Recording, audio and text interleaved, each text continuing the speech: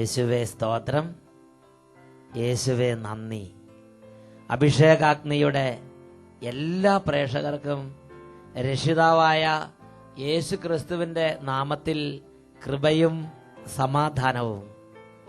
Praise the Lord. ഇന്ന് നമ്മൾ ചിന്തിക്കുന്ന വിഷയം, ആർ നമ്മെ രക്ഷിക്കും. എസെക്കിയേലിന്റെ പുസ്തകം 4-ാം അധ്യായം 17-ാം തിരുലിഖിതം. അവർ പരിഭ്രാന്തിയോടെ പരസ്പരം നോക്കുകയും തങ്ങളുടെ ദുഷ്ടതയിൽ നശിക്കുകയും ചെയ്യുന്നു. ഈ നിമിഷങ്ങളിൽ നമുക്ക് പ്രാർത്ഥിക്കാം. ഓ ദൈവമേ, സ്വർഗത്തിൽ നിന്ന് അവിടുന്ന് ഞങ്ങളുടെ ആത്മാവിലേക്ക് വർഷിക്കുന്ന നിത്യജീവന്റെ വചനങ്ങൾ അതായിരിക്കുന്ന അവസ്ഥയിൽ ഹൃദയം തുറന്ന് സ്വീകരിക്കുവാൻ എളിയ മക്കളായ ഞങ്ങളെ അവിടുന്ന് സ്പർശിച്ച് അനുഗ്രഹിക്കണമേ. വചനം കേൾക്കാൻ പറ്റാത്ത വണ്ണമുള്ള മടുപ്പ്, മരവിപ്പ്, ഹൃദയത്തിന്റെ ഭാരങ്ങൾ, ആത്മാവിലെ നൊമ്പരങ്ങൾ, ജീവിതത്തിന്റെ പ്രയാസങ്ങൾ, ഈ മേഖലകളിലേക്ക് ആത്മാവിന്റെ ശക്തി വ്യാപരിക്കട്ടെ.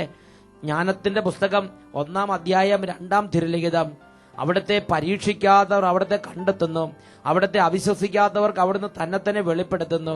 ഓ ദൈവമേ, അവിടുത്തെ പരീക്ഷിക്കുന്ന പ്രകൃതങ്ങളിലേക്ക് അവിടുത്തെ ആത്മീയ സ്പർശനങ്ങൾ തന്ന് ഇപ്പോൾ തന്നെ സൗഖ്യപ്പെടുത്തണമേ കർത്താവേ. യുക്തിചിന്ത, നിരീശ്വര ചിന്ത, ദൈവനിഷേധം, ദൈവത്തോട് തുറവിയില്ലായ്മ, താന്തോന്നിത്തം, വഷള സ്വഭാവങ്ങൾ യേശുവിന്റെ അത്ഭുത സ്പർശനത്താൽ ഇപ്പോൾ തന്നെ സൗഖ്യമാകട്ടെ. യേശുവിന്റെ നാമത്തിൽ പ്രാർത്ഥിക്കുന്നു. ഹാലലുയ, ഹാലലുയ.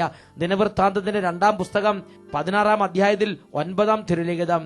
തന്റെ സന്നിധിയിൽ നിഷ്കളങ്കത വർത്തിക്കുന്നവർക്ക് വേണ്ടി തന്റെ ശക്തി പ്രകടിപ്പിക്കുവാൻ ദൈവത്തിന്റെ ദൃഷ്ടികൾ ഭൂമിയിൽ ഉടനീളം പായുന്നു. ഓ കർത്താവേ, ഈ ശുശ്രൂഷയോട് ചേർന്ന് ലക്ഷക്കണക്കിന് ആളുകൾ ലോകത്തിന്റെ നാനാഭാഗങ്ങളിലിരുന്ന് ഹൃദയം തുറങ്ങി നിഷ്കളങ്ക ഹൃദയത്തോടെ പൊട്ടിക്കരഞ്ഞ് പ്രാർത്ഥിക്കുമ്പോൾ ഇപ്പോൾ അങ്ങയുടെ നാമത്തിന്റെ മഹത്വം കുടുംബങ്ങളിലും സമൂഹങ്ങളിലും വെളിപ്പെടട്ടെ കർത്താവേ. ഒത്തിരി കാലങ്ങളായി ദൈവാനുഭവം നഷ്ടപ്പെട്ടവർ, ഒരുപാട് കാലങ്ങളായി അന്ധകാരത്തിൽ അകപ്പെട്ടവർ, തഴക്കദോഷങ്ങൾ അടിമപ്പെട്ടവർ, മദ്യപാനത്തിന് അടിമപ്പെട്ടവർ, വെറുപ്പിന് അടിമപ്പെട്ടവർ ഇപ്പോൾ യേശുവിന്റെ നാമത്തിൽ സൗഖ്യം പ്രാപിക്കട്ടെ കർത്താവേ.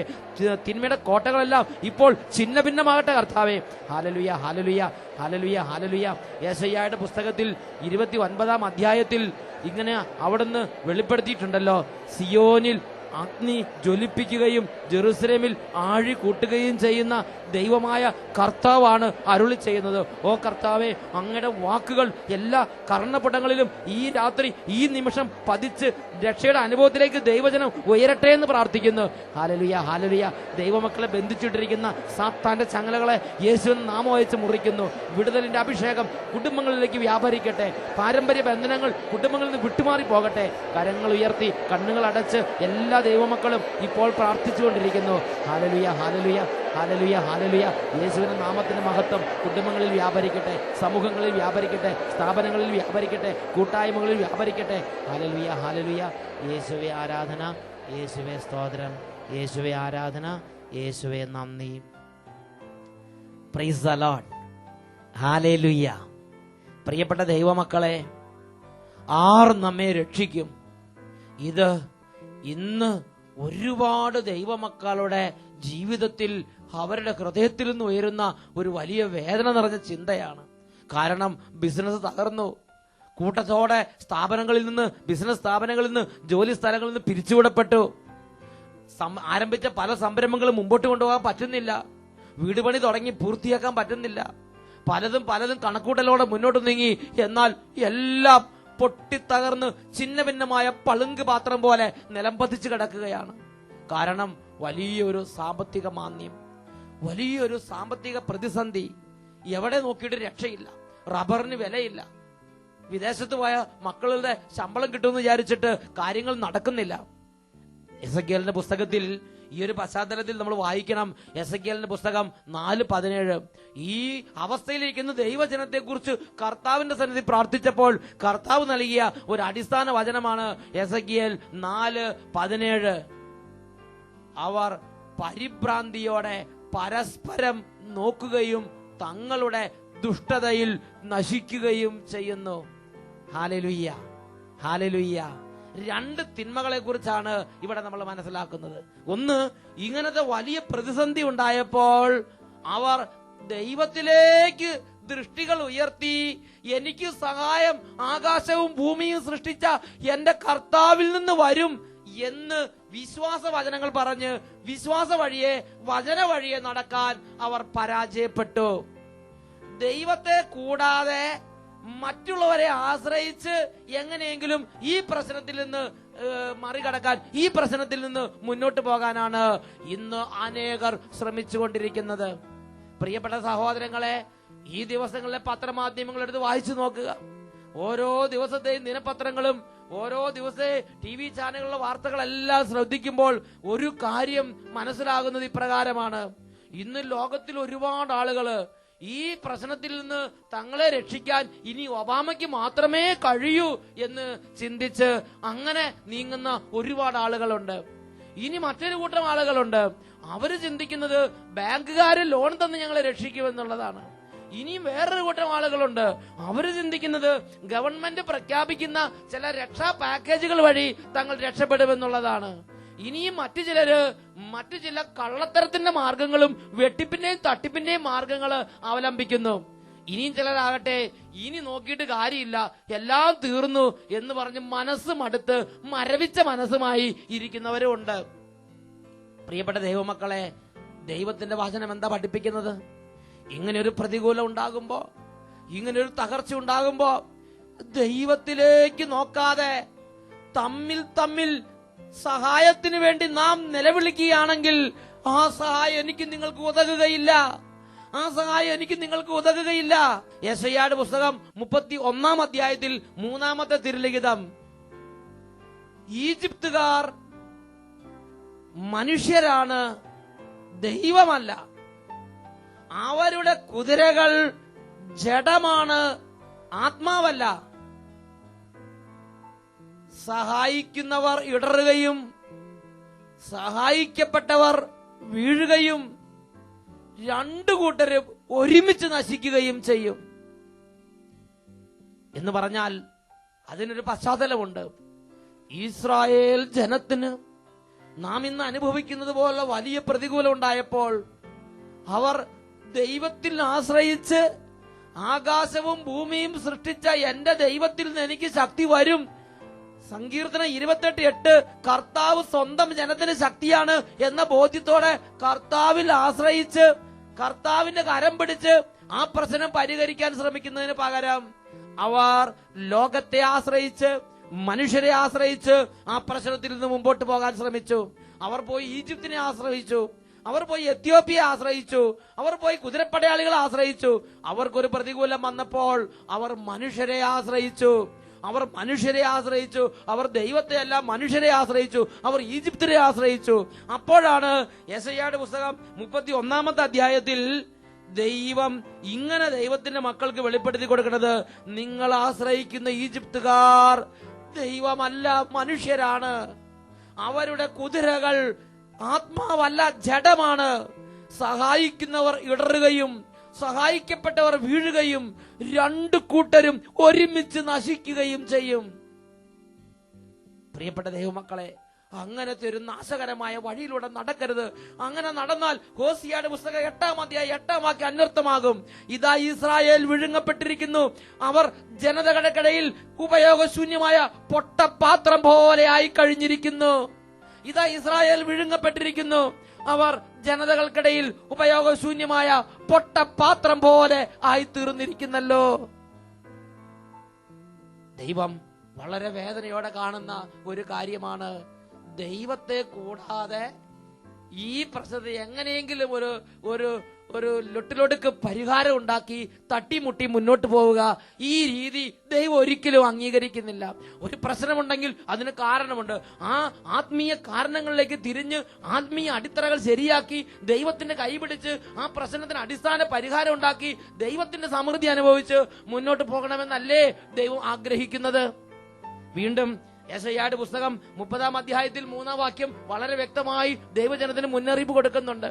അവർ ദൈവത്തെ ആശ്രയിക്കാതെ മനുഷ്യരെ ആശ്രയിച്ചപ്പോൾ ദൈവം ഇറങ്ങി വന്ന് സംസാരിച്ച വചനങ്ങളാണ് യെശയ്യായുടെ പുസ്തകം 30-ാം അധ്യായം 2-3 തിരുലിഖിതങ്ങൾ. അവർ എന്റെ ആലോചന ആരായാതെ ഈജിപ്തിലേക്ക് പോയി ഫറവോയെ അഭയം പ്രാപിക്കുകയും ഈജിപ്തിന്റെ തണലിൽ സങ്കേതം തേടുകയും ചെയ്തു. അതിനാൽ ഫറവോയുടെ സംരക്ഷണം നിങ്ങൾക്ക് ലജ്ജയും ഈജിപ്തിന്റെ തണലിലെ സങ്കേതം നിങ്ങൾക്ക് അപമാനവും ആയിരിക്കും. ആകയാൽ ഫറവോയുടെ സംരക്ഷണം നിങ്ങൾക്ക് ലജ്ജയും ഈജിപ്തിന്റെ തണലിലെ സങ്കേതം നിങ്ങൾക്ക് അപമാനവുമായി മാറും. ഒരു തകർച്ചയിൽ ദൈവവൈതൽ എന്താ ചെയ്യേണ്ടത്? എന്താ ദൈവവൈതൽ ചെയ്യേണ്ടത്? ദൈവവൈതൽ എന്താ ചെയ്യേണ്ടതെന്ന് യെശയ്യായുടെ പുസ്തകത്തിൽ 30-ാം അധ്യായം 22 മുതൽ 25 വരെ വാക്യങ്ങളിൽ വെളിപ്പെടുത്തിയിട്ടുണ്ട്. അപ്പോൾ നിങ്ങളുടെ വെള്ളി പൊടിഞ്ഞ കൊത്തു വിഗ്രഹങ്ങളെയും സ്വർണം പൂശിയ വാർപ്പ് വിഗ്രഹങ്ങളെയും ദൂരെ പോകുവീൻ എന്ന് പറഞ്ഞ് മലിന വസ്തുക്കൾ എന്ന പോലെ നിങ്ങൾ എറിഞ്ഞു കളയും. അവിടുന്ന് നീ വിതയ്ക്കുന്ന വിത്തിന് മഴ നൽകും. നിന്റെ കന്നുകാലികൾ വിശാലമായ മേച്ചിൽപ്പുറങ്ങളിൽ മേയും. അപ്പോൾ നിലമുഴുന്ന കാളകളും കഴുതകളും കോരിക കൊണ്ടും പല്ലി കൊണ്ടും ഒരുക്കിയതും ഉപ്പ് ചേർത്തതുമായ വൈക്കോൽ തിന്നും. സംഹാരത്തിന്റെ മഹാദിനത്തിൽ ഗോപുരങ്ങൾ വീടുണഞ്ഞ് തച്ചുടയ്ക്കപ്പെടുമ്പോൾ ഉന്നതമായ പർവ്വതങ്ങളിലും കുന്നുകളിലും വെള്ളം നിറഞ്ഞ അരുവികൾ ഉണ്ടാകും. ഹല്ലേലൂയ. ചുറ്റുവട്ടത്ത് വലിയ ക്ഷാമങ്ങളും നാശങ്ങളും വലിയ തകർച്ചകളും കൊടുമ്പിരിക്കൊള്ളുമ്പോൾ സംഹാരത്തിന്റെ മഹാദിനത്തിൽ ഉന്നതമായ പർവ്വതങ്ങളിലും കുന്നുകളിലും ഗോപുരങ്ങൾ വീണുടിയുമ്പോൾ വെള്ളം നിറഞ്ഞ അരുവികൾ ഓളം വെട്ടുന്ന പ്രശാന്തമായ ജലാശയങ്ങൾ കർത്താവ് സൃഷ്ടിക്കും. Hallelujah, hallelujah. എന്റെയും നിങ്ങളുടെയും കുടുംബം, എന്റെയും നിങ്ങളുടെയും ബിസിനസ് സ്ഥാപനങ്ങൾ, എന്റെയും നിങ്ങളുടെയും ജീവിതങ്ങൾ ഇതുപോലെ സമൃദ്ധി അനുഭവിക്കുന്ന സംഹാരത്തിന്റെ ദിനത്തിൽ ഗോപുരങ്ങൾ വീണുടയുമ്പോൾ ഉന്നതമായ പർവ്വതങ്ങൾക്ക് മുകളിൽ വെള്ളം നിറഞ്ഞു നിൽക്കുന്ന അരുവി പോലെ പ്രശാന്തമായി ഓളം വെട്ടി നിൽക്കുന്ന സമൃദ്ധി അനുഭവിക്കുന്ന ഒരു കുടുംബമായി മാറാൻ നീ ആഗ്രഹിക്കുന്നുണ്ടോ? യെശയ്യായുടെ പുസ്തകം 30-ാം അധ്യായം 22 വാക്യത്തിൽ പഠിക്കുകയാണ്, നിന്റെ വെള്ളി പൊതിഞ്ഞ കൊത്തു വിഗ്രഹങ്ങളെയും സ്വർണം പൂശിയ വാർപ്പ് വിഗ്രഹങ്ങളെയും ദൂരെ പോകുവിരെന്ന് പറഞ്ഞ് മലിന വസ്തുക്കൾ എന്ന പോലെ എറിഞ്ഞു കളയണം. Hallelujah, hallelujah. പ്രിയപ്പെട്ട ദൈവമക്കളെ, എന്നാൽ അങ്ങനെ തന്റെ ജീവിതത്തിൽ ദൈവത്തെ മറന്ന് ദൈവത്തെ വിട്ട് ദൈവം കൂടാതെ നടന്നതിന്റെ പ്രത്യാഘാതം വരുമ്പോൾ വീണ്ടും അവൻ തന്റെ നടപ്പിനെ ശരിയാക്കാതെ, തന്റെ ജീവിതത്തിന്റെ നടത്തം ശരിയാക്കാതെ അവൻ വീണ്ടും ആ പ്രശ്നം പരിഹരിക്കാൻ ലോകത്തെയും ലോകത്തിലെ മനുഷ്യരെയും ആശ്രയിക്കുന്നു. അതാണ് യെശയ്യാ പ്രവാചകന്റെ പുസ്തകം 30-ാം അധ്യായത്തിൽ 2-3 വാക്യങ്ങൾ വെളിപ്പെടുത്തിയിരിക്കുന്നത്. അവർ എന്റെ ആലോചന ആരായാതെ ഈജിപ്തിലേക്ക് പോയി ഫറവോയെ അഭയം പ്രാപിക്കുകയും ഈജിപ്തിന്റെ തണലിൽ സങ്കേതം തേടുകയും ചെയ്തു. അതിനാൽ ഫറവോയുടെ സംരക്ഷണം നിങ്ങൾക്ക് ലജ്ജയും ഈജിപ്തിന്റെ തണലിലെ സങ്കേതം നിങ്ങൾക്ക് അപമാനവുമായിരിക്കും. ഈ ദൈവിക സത്യം ജെറമിയ പ്രവാചന പുസ്തകത്തിൽ 2-ാം അധ്യായം 37-ാം വാക്യത്തിൽ രേഖപ്പെടുത്തിയിട്ടുണ്ട്. ജെറമിയ 2:37. അവിടെ നിന്ന് 2 കൈകളും തലയിൽ വെച്ചുകൊണ്ട് നിങ്ങൾ ഇറങ്ങിപ്പോരും. നീ വിശ്വാസം അർപ്പിച്ചിരിക്കുന്നവനെ കർത്താവ് നിരാകരിച്ചിരിക്കുന്നു. അവരിൽ നിന്ന് യാതൊരു നന്മയും നിനക്ക് കൈവരുകയില്ല.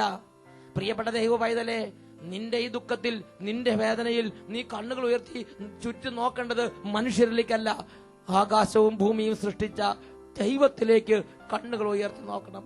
ദൈവത്തിലേക്ക് കണ്ണുകൾ ഉയർത്തി നോക്കണം. ഈ നിമിഷങ്ങളിൽ നമുക്ക് പ്രാർത്ഥിക്കാം. ജെറമിയ പ്രവാചകന്റെ പുസ്തകം 2-ാം അധ്യായം അതിൽ 32-ാം തിരുലിഖിതം, യുവതി തന്റെ ആഭരണങ്ങളും മണവാട്ടി തന്റെ വിവാഹ വസ്ത്രങ്ങളും മറക്കാറുണ്ടോ? എന്നാൽ എണ്ണമറ്റ ദിനങ്ങളായി എന്റെ ജനം എന്നെ മറന്നിരിക്കുന്നു.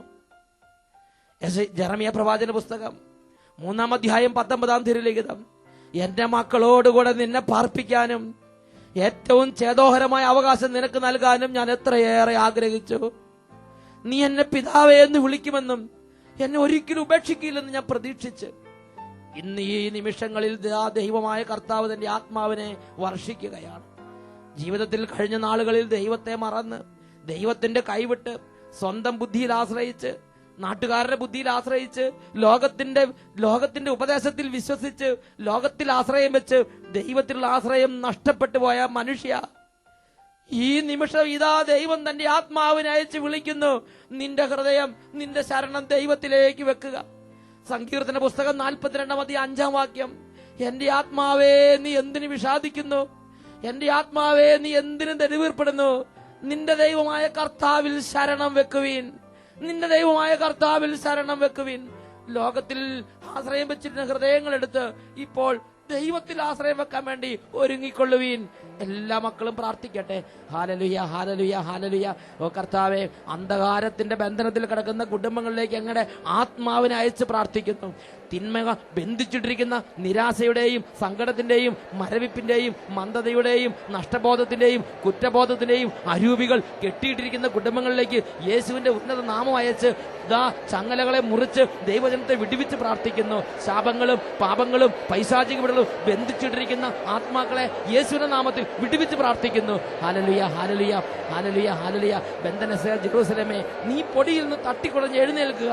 ബന്ധനസേ സിയോൻ പുത്രി, നിന്റെ കഴുത്തിലെ കെട്ടുകൾ പൊട്ടിക്കുക. നിന്റെ ദൈവമായ കർത്താവിനെ ആരാധിക്കുക. Hallelujah, hallelujah. യേശുവേ ആരാധന, ആരാധന. യേശുവേ സ്തോത്രം, യേശുവേ നന്ദി, യേശുവേ സ്തോത്രം, യേശുവേ നന്ദി. Praise the Lord. ഹല്ലേലൂയ. യേശുവേ സ്തോത്രം, യേശുവേ നന്ദി.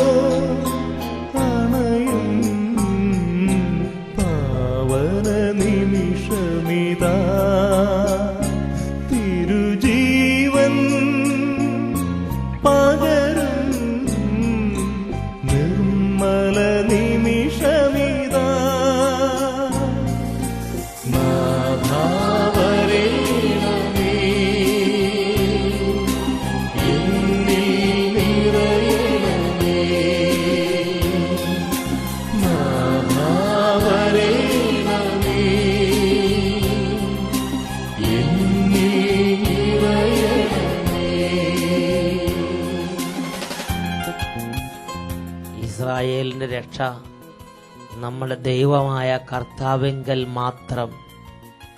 ഇതാ രക്ഷയുടെ കർത്താവ്, ഇതാ രക്ഷയുടെ ദൈവം. ഇപ്പോൾ 2 കരങ്ങളും ഈശോയുടെ സന്നിധിയിലേക്ക് ഉയർത്തി ഓരോ മകനും ഓരോ മകളും അവരവരുടെ ജീവിതത്തിന്റെ കണ്ണുനീരും വേദനയും പറയുക.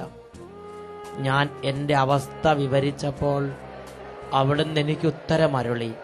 ഓ ദൈവമേ, ഇപ്പോൾ പൊട്ടിക്കരഞ്ഞ് പ്രാർത്ഥിച്ചുകൊണ്ടിരിക്കുന്ന ഓരോ മകനെയും മകളെയും സുഖപ്പെടുത്തണമേ.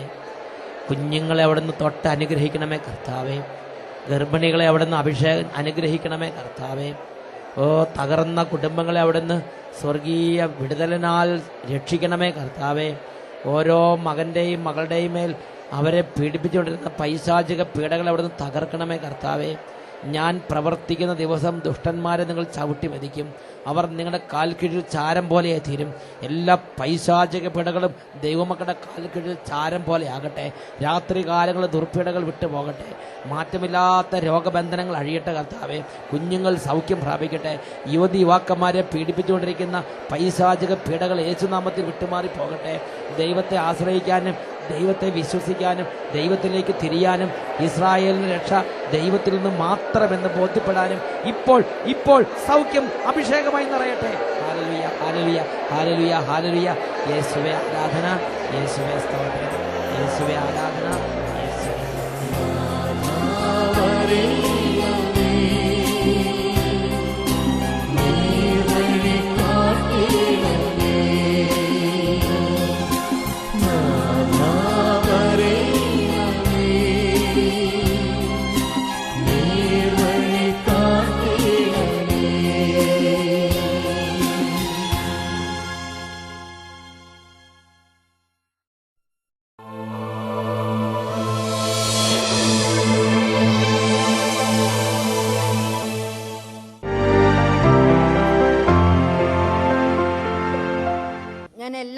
ഞായറാഴ്ചയും 8:30 മണിക്കുള്ള പ്രോഗ്രാം TV ചാനലിൽ ഞങ്ങളുടെ വീട്ടിലിരുന്ന് കാണാറുണ്ട്. അഭിഷേകാഗ്നിയാണോ? അതെ, അഭിഷേകാഗ്നി പ്രോഗ്രാം.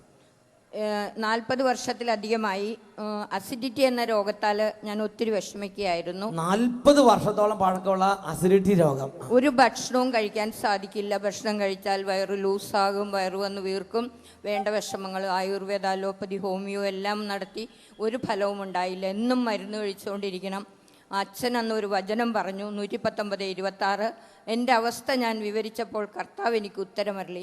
എന്റെ അവസ്ഥ ഞാൻ വിവരിച്ചപ്പോൾ എന്റെ ദൈവം എനിക്ക് ഉത്തരമരുളി. ആ വചനം പ്രഘോഷിക്കപ്പെട്ട് ഞാൻ അവിടെ ഇരുന്ന് എൻ്റെ അവസ്ഥ കരഞ്ഞു പ്രാർത്ഥിച്ചു. അന്ന് എനിക്ക് സൗഖ്യം കിട്ടിയെന്ന് എനിക്ക് മനസ്സിലായില്ല. ഞാൻ തിങ്കളാഴ്ചയും ചൊവ്വാഴ്ചയും മരുന്ന് കഴിച്ചു. ബുധനാഴ്ച ആയപ്പോൾ എൻ്റെ ഉള്ളിൽ നിന്നും പരിശുദ്ധാത്മാവ് സംസാരിക്കുന്നത് എനിക്ക് വ്യക്തമായി മനസ്സിലാക്കാൻ സാധിച്ചു. നിന്റെ അസുഖം മാറി, നീ എന്തിനാ മരുന്ന് കഴിക്കുന്നു? 3-ാം തീയതി ബുധനാഴ്ച തുടങ്ങി ജനുവരി ഇന്ന് വരെ ഞാൻ മരുന്ന് കഴിച്ചിട്ടില്ല. അതെ, ജനുവരിയിൽ മാറി. ഇന്ന് 2 മാസം കഴിഞ്ഞു. ജനുവരി, ഫെബ്രുവരി എല്ലാ ഭക്ഷണവും ഞാൻ കഴിക്കുന്നുണ്ട്. ദൈവം തന്ന ഈ വലിയ അനുഗ്രഹത്തിന് 1000 നന്ദി. 1 മാസത്തിലധികമായി ഇപ്പോൾ ഈ മകൾ സൗഖ്യം അനുഭവിച്ച് സന്തോഷിച്ച് തുള്ളിച്ചാടി നടക്കുന്നു. Praise the Lord, hallelujah. 40 വർഷത്തോളം പഴക്കമുണ്ടായിരുന്ന അസിഡിറ്റി എന്ന രോഗം ഒരു വചനം കേട്ടപ്പോൾ ശരീരത്തിൽ നിന്ന് വിട്ടുമാറിപ്പോയി. Praise the Lord. ആ വചനം സഹോദരി കാണാതെ പഠിച്ചു. സങ്കീർത്തനം 119:26. എന്റെ അവസ്ഥ ഞാൻ വിവരിച്ചപ്പോൾ എന്റെ ദൈവം എനിക്ക് ഉത്തരമരുളി. സഹോദരി പറഞ്ഞു, കർത്താവെ 40 വർഷമായി ഭക്ഷണം കഴിച്ചിട്ട് കാര്യമായിട്ട് ഒന്നും കഴിക്കാൻ പറ്റില്ല, എല്ലാം ഉണ്ടൊന്നും കഴിക്കാൻ പറ്റണില്ലെന്ന് പറഞ്ഞ ഒറ്റ കരച്ചില്. എന്തായി? അപ്പൊ തന്നെ സൗഖ്യം. Praise the Lord, praise the Lord.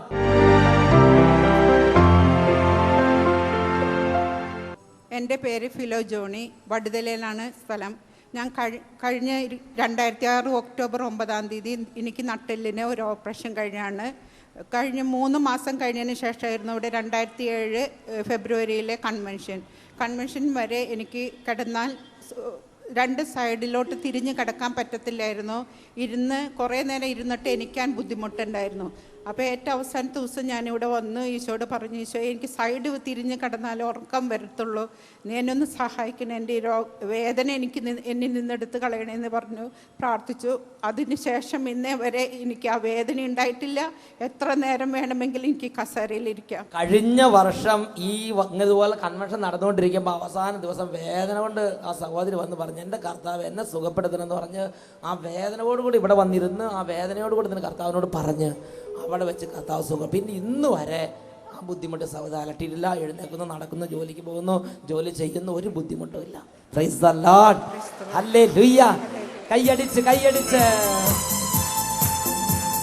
സൈന്യബലത്താലല്ല കരബലത്താലുമല്ല, എന്റെ ആത്മാവിനാലാ